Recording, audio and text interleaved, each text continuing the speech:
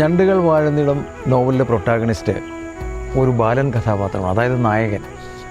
താൻ ജീവിക്കുന്ന ചുറ്റുപാടുകളെ പറ്റിയോ ബാഹ്യമായ ലോകത്തെപ്പറ്റിയോ ഒന്നും അറിയാത്ത നിഷ്കളങ്കനായ ഈ ബാലൻ വ്യത്യസ്ത സാമൂഹിക പശ്ചാത്തലങ്ങളിലുള്ള ജീവിതങ്ങളിലൂടെ കണ്ടും കേട്ടും അനുഭവിച്ചും മുന്നോട്ട് ജീവിതം കൊണ്ടുപോകുന്ന ഒരു കഥയാണിത്. ഓരോ ഘട്ടത്തിലും ട്രാൻസ്ഫോർമേഷനിലൂടെ ജീവിത സാഹചര്യങ്ങളെ പഠിച്ചെടുത്ത് മുന്നോട്ട് വളർന്നുകൊണ്ടിരിക്കുന്നു. ഒടുവിൽ ഈ ബാലൻ തുരുത്തിന് പുറത്തു വരുമ്പോഴേക്കും സമർത്ഥനായി തിരിച്ചറിവുള്ള ഒരു കഥാപാത്രമായി മാറുകയാണ്. യഥാർത്ഥത്തിൽ വായനക്കാരൻ തന്നെയാണ് ഈ ബാലൻ കഥാപാത്രം.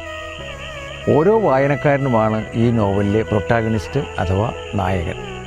ഞണ്ടുകൾ വാഴുന്നിടം നോവലിലെ ഓരോ വായനക്കാരും വായനയിലൂടെ ഈ തുരുത്തിലേക്ക് പ്രവേശിച്ച് കഴിയുമ്പോൾ ഇവിടുത്തെ ജീവിത സാഹചര്യങ്ങളുമായി കണ്ടും കേട്ടും അനുഭവിച്ചും മുന്നോട്ട് പോയിക്കൊണ്ടേയിരിക്കും.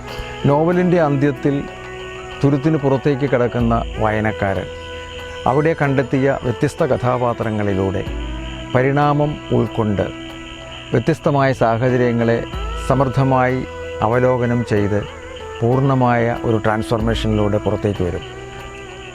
ഓരോ വായനക്കാരനും തുരുത്തിലൂടെയുള്ള യാത്രാമധ്യേ കണ്ടെത്തിയ വ്യത്യസ്തങ്ങളായ കഥാപാത്രങ്ങളെ തന്നിൽ തന്നെ കണ്ടെത്തുകയോ അല്ലെങ്കിൽ തൻ്റെ ചുറ്റുപാടുകളിൽ ഉള്ളവരിൽ കണ്ടെത്തുകയോ ചെയ്ത് അങ്ങനെ പരിണാമത്തിൻ്റെ മഹനീയത ഉൾക്കൊണ്ടുകൊണ്ട് ആണ് ഓരോ കഥാപാത്രവും തുരുത്തിന് പുറത്തു വരിക. ഞണ്ടുകൾ വാഴുന്നിടം എന്ന നോവൽ ഇപ്പോൾ നിങ്ങൾക്ക് ആമസോൺ വഴിയും കൂടാതെ കേരള ബുക്ക് സ്റ്റോർ വഴി ലഭിക്കുന്നതാണ്.